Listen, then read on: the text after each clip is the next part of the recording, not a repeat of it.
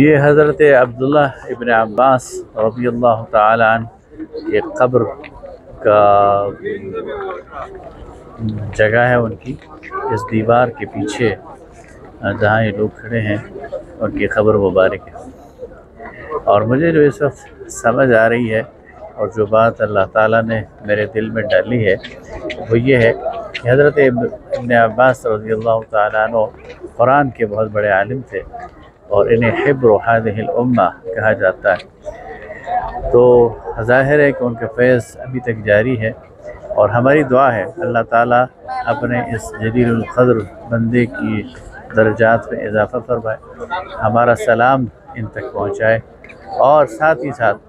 ان کے جو قرآن کا ذوق تھا، قرآن کا شوق تھا اور قرآن کا علم تھا، اللہ تعالیٰ اس کا کوئی حصہ ہمیں بھی عطا کرے۔ آمین۔ اللہ تعالیٰ ان کے قرآن کے حصے کے لیے اور قرآن کے ذوق کے لیے اور قرآن کے علم کے لیے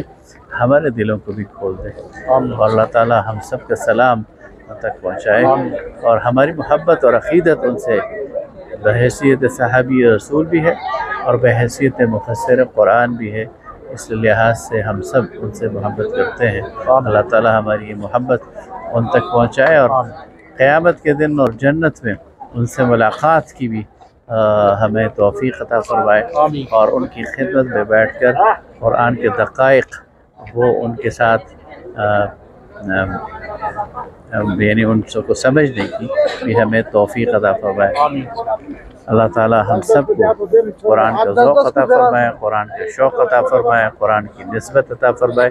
قرآن کو ہمارے لیے نور بنا دے، ہدایت بنا دے، امام بنا دے،